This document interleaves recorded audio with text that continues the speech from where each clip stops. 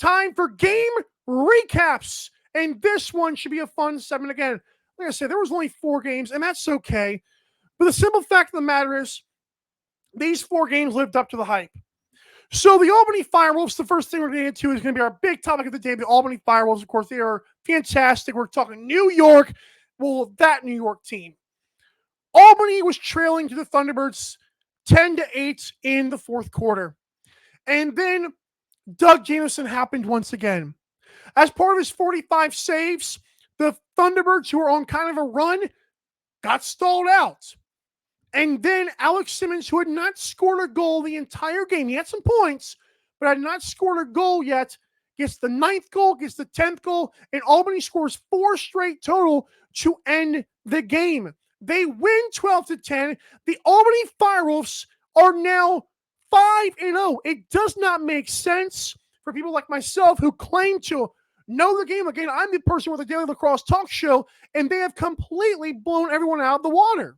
Well, not in terms of the games themselves, but just the expectations that people had for them. I thought Doug Jamieson was going to do is to be great, and he has been.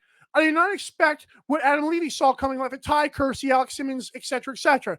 But to be fair, Adam Levy thinks everyone's a great player and a great person, okay? And I'm like, I don't know much weight to put into that. My point is, this Albany team needs to be taken seriously no matter what you think of them right now. And another thing that really got me, because I picked the Thunderbirds to win this game. I thought this would be the game that Albany fell off. I felt like Halifax had been kicked in the tail in their last game against a battered up Wings team.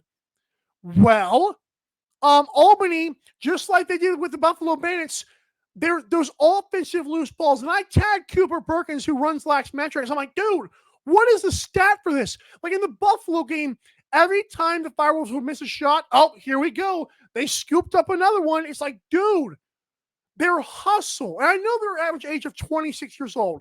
That's fine. But it blows my mind how much possessions they get back. And by the way, shout out to Cooper Perkins with the last metrics and the team matrix thing. Wow. The team defense really stepped up as well for Albany. Because make no mistake, their defense to me in the fourth quarter was pretty electric. Yeah, Doug Jamieson had to make some nice saves, but it wasn't like he had to make like saves like the captain save a team. Like he could be Doug Jamieson, and that's really great some nights, like it was once again. But it shocked me. Albany's defense had such a turnaround. Halifax, once again, I cannot explain. They're always good, not great. They should have beaten the Wings. Well, the fact is they didn't. They should have won this game. The fact is they didn't. I know Albany led to start this game, but it's just like Halifax can never seem to get over the proverbial hump. And they're like on the like almost at the top of Mount Everest. But they haven't reached the top, and then it's like they can't get there. It's like every time they get there, it's like, oh, they fell down again. That's an issue. Halifax has got to step up one day. Like I said before, their team is like, 5 years old at this point? It's time to stop being pesky Panther City. It's time to start being Halifax Thunderbirds, and they're just not. Next up on our game recaps, powered by our Daily Dive store, Shane Jackson had a sock trick as the Swarm held off the pesky Panther City Cats, Panther City Lacrosse Club, that is 12-10. I call them pesky purple cats. I know they're a lacrosse club. I'm just saying. But Shane Jackson, like I said, had a great game.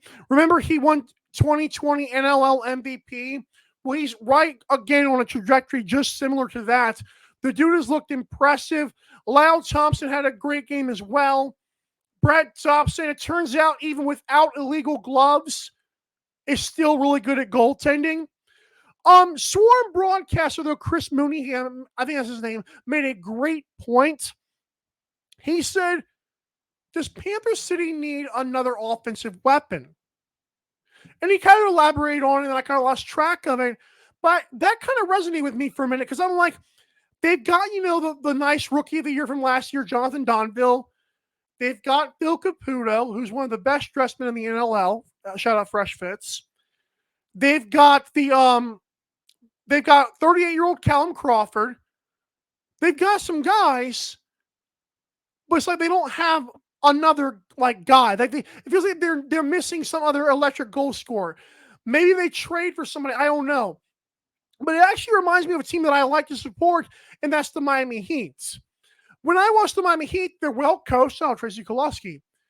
They're a bunch of like they play very hard. Oh, Panther City. They play collectively. Oh, Panther City, and they also. It's like they have talent, but they don't have elite talent. I'm not saying Callum Crawford isn't great. I'm not saying that Jonathan Donville cannot be great. I'm not saying Phil Caputo's not a very good player. I'm saying it would help to have another person. It's like, well, it's time to take over. Like Mark Matthews or Robert Church or Tom Schreiber or Dane Smith or Josh Byrne. They don't have that guy. Like I said, Callum Crawford's very good. But I don't know if I would go, I don't know if I would say he can just drag this team to the finals. I don't know how far Panther City thinks this team can get, but they're very competitive in every game they play. They're always hanging around, but usually a team that hangs around needs another offensive weapon. So I thought that was an interesting concept that Chris Mooneyham brought up, and I loved it. I'm going to have to get him on the show to talk about that, actually. But yeah, Swarm are now 4-1. Shane Jackson was incredible, one of our 3 stars candidates. And yeah, 12-10. This game got a little bit frisky, or should I say pesky late, but eventually Georgia did pull away in the end. The Buffalo Bandits, the last game on Saturday, took on the Colorado Mammoth and won 12-8. It's funny how Buffalo Bandits, ever since that championship upset 2 years ago, it seems like the Bandits have now owned the Mammoth this way. If the game is in Buffalo, it's an automatic win. And if the game in Buffalo has Josh Byrne, it's a guaranteed automatic win. Like this Buffalo Bandits team seems like they've gotten that monkey or that mammoth off their back, if you will. It seems like they've just gotten rid of it. Like I don't see a scenario anymore where Colorado can actually upset this team. Josh Byrne had a hat trick with 4 assists. Dane Smith had 2 goals finally with 5 assists.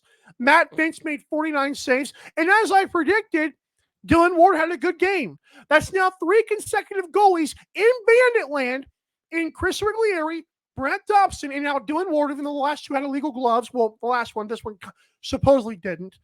My point is, 3 consecutive goalies have gone save for save with Matt Vince, and in the end, the Bandits looked like the superior team. I know the Swarm won the game, but I'm saying it's really impressive to me how the Bandits have had, like, it blows my mind. Like, Dylan Ward, like I said, allowed 15 goals in his first game, got pulled in the second game, leading to Tyler Carlson winning a 3-star of the weekend. And in this game, he shows him he has 45 stinking saves. That's a good night for a lot of goalies. And it wasn't good enough for Dylan Ward because Matt Vince says, I'll do you one better even at my age of 40 years old. It's really impressive what Buffalo can do in Bandit land. There are units, and they, like I said, they cannot be stopped. Like I said, I'm convinced Colorado can no longer beat Buffalo as currently constructed. I just don't think it's possible. I don't see and I know Bandits fans are loving what I'm saying right now, but if you really sit back as a Colorado fan and just think about, like, what can we do? You've done everything. Connor Kelly had a hat trick.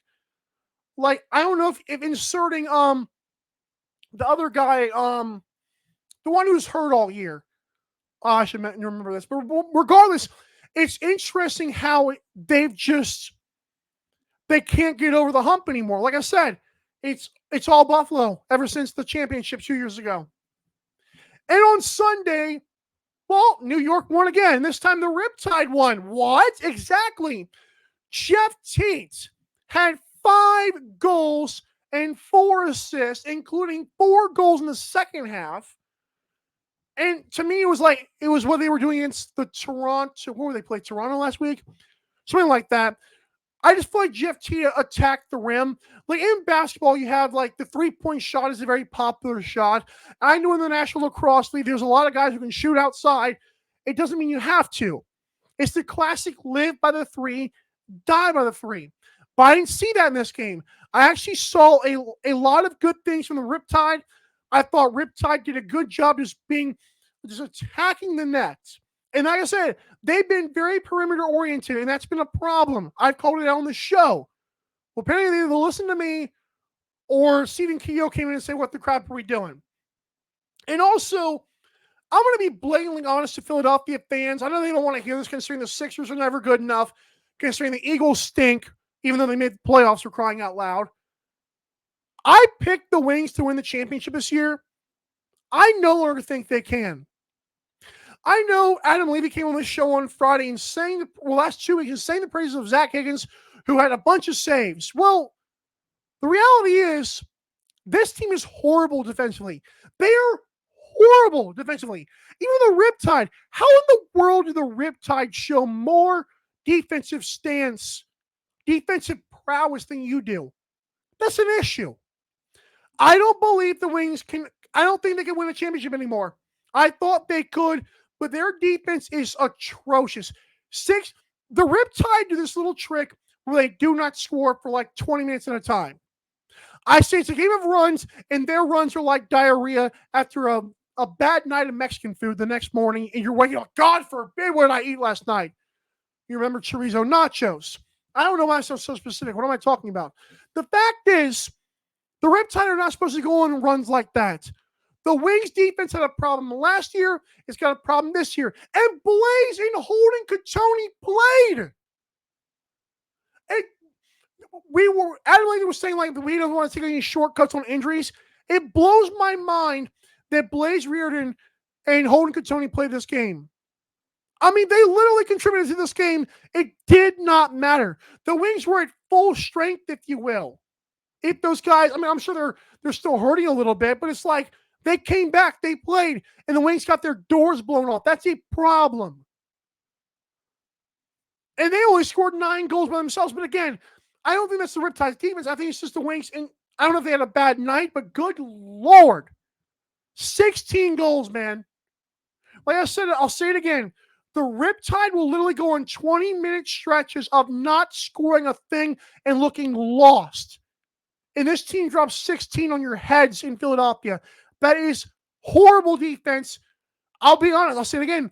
Wings cannot and will not win the championship. I'm already out on them. I'm just done. I'm going to stand by that. How can I stand by that team based on what the Albany Fireworks have looked like, based on what the Rocket looked like without Tom Schreiber, based on what the Seals have looked like with a young goaltender, the Bandits, all these teams are so good, and I think the Wings can compete?